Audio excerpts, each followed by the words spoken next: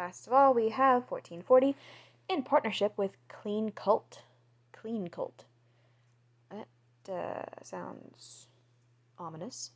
Good morning! It's Monday, August 3rd, and we're covering a social media sale, schools inching toward reopening, and arrests in Twitter's biggest hack. Yeah, well, the whole schools reopening thing has been stalled, in Texas at least. Fucking bullshit. Need to know. TikTok on the chopping block. President Trump said over the weekend he may ban the use of the social video network TikTok in the U.S.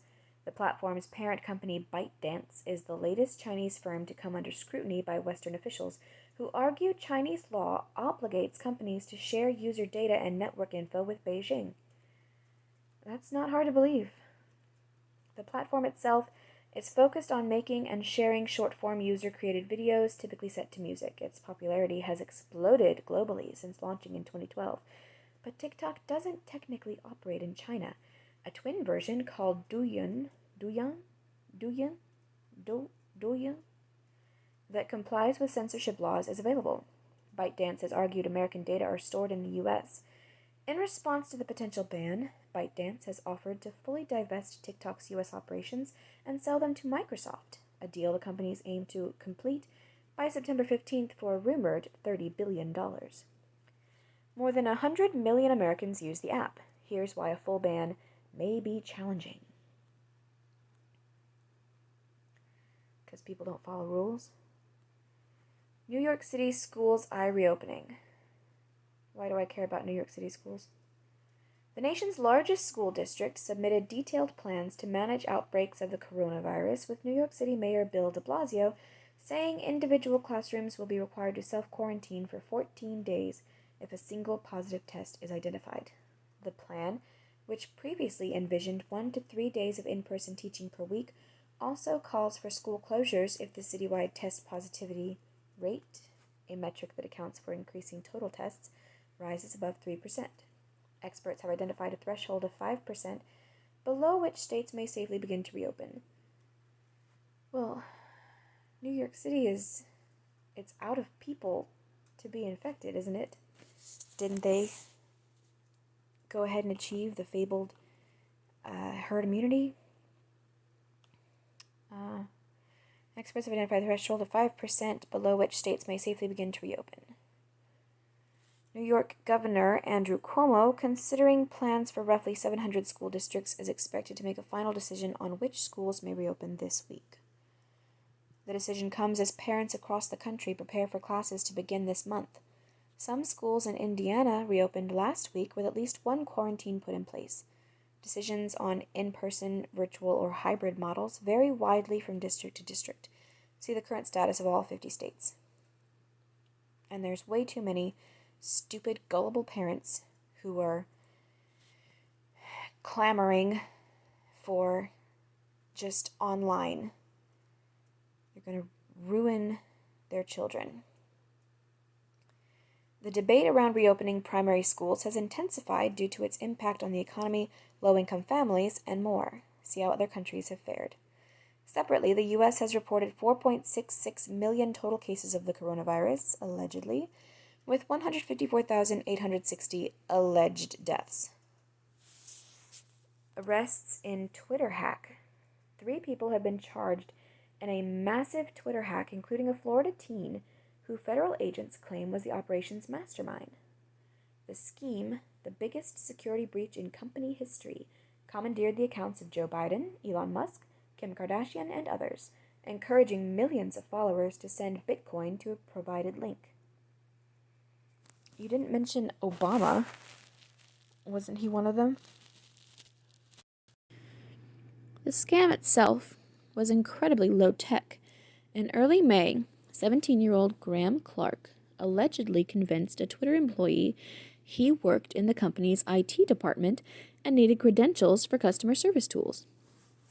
Once in, Clark eventually gained access to the personal accounts and private messages of almost any user.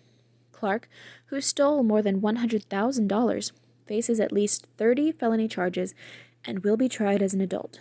He was caught in part because he used his real driver's license to register his Bitcoin accounts. See details on the investigation here. Man, what a silly mistake. Mary Poppins would be proud. Clean coat. In the immortal words of the real Mary Poppins, Julie Andrews. Oh. In every job that must be done, there is an element of fun. For too long, cleaning around the house has been nothing but drab for you, your family, your wallet, and the environment. And in times like these, the products you need to keep your home in mint condition seem perpetually out of stock. Clean Cult is a cleaning product subscription company that's throwing away the rulebook on how we clean. For starters, responsible purchasing no longer has to be a sacrifice. They're a carbon-neutral company with zero-waste packaging that ends up directly at your doorstep and never in a landfill. Their team of scientists has worked tirelessly finding natural ingredients that really take out the grit and grime in our kitchens and bathrooms, and came across the magical power that is coconut oil. So whether you're looking for hand soap, cleaner, dishwasher detergent, bar soap, or anything in between, Clean Cult has the product for you without the environmental frets. Give Clean Cult a look today to redesign how you think about cleaning. Depending on your household and needs, they'll arrange shipments that match your preferences to keep everything freshly stocked and sparkling clean in the most delightful way. Check it out now. Please support our sponsors. In the most delightful way. In the know. Sports, entertainment, and culture. Alan Parker, iconic British film director known for Midnight Express and Mississippi Burning, dies at 76. Actor Wilford Brimley, best known for Cocoon and Quaker Oats commercials, dies at 85. St. Louis Cardinals become second MLB team to have a COVID-19 outbreak. MLB Commissioner Rob Manfred says the season is still on for now. Beyoncé's visual album, Black is King, released on Disney Plus over the weekend. The film is a companion to her 2019 album, The Lion King, The Gift. Taylor Swift's Folklore is her 7th #1 album on the Billboard 200. Science and technology, brought to you by In the Wild.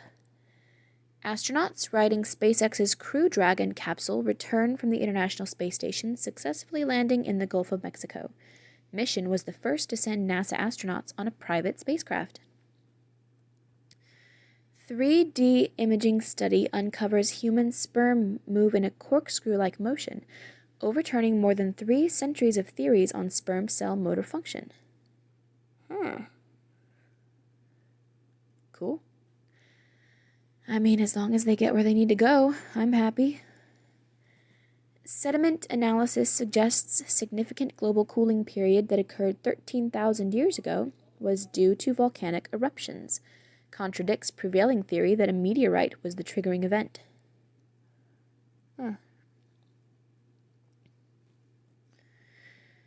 No matter how prepared you are, a walk in the woods can go from carefree to disastrous in the blink of an eye. Learn how you can make it out alive if the worst-case scenario ever happened to you. Listen to In the Wild on Apple Podcasts or Spotify. Business and markets. 19 countries using the euro as currency, collectively known as the Eurozone, see a record quarterly drop in gross domestic product of 12.1%. U.S. consumer spending increases 5.6% in June, rising for the second straight month. German healthcare giant Siemens to acquire cancer radiation therapy and software specialist Varian Medical for $16.4 billion. Politics and world affairs. Federal appeals court overturns death sentence for Boston Marathon bomber Dzhokhar Tsarnaev, ordering a new trial to review sentences for death penalty eligible crimes. Panel found previous trial fell short in screening jurors for bias.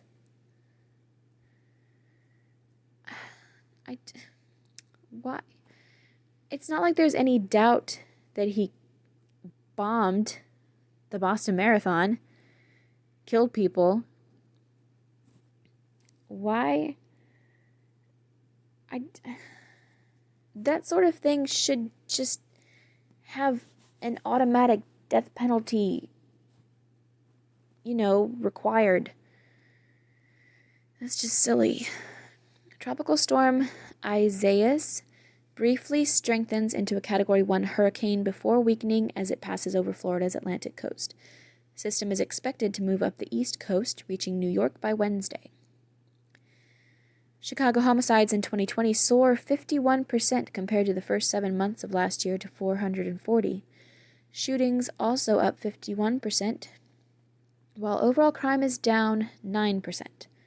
Portland, Oregon, police declare a riot late Saturday, disperse crowd around a police precinct. Protests elsewhere in city, largely peaceful, sure, as federal forces phase out presence.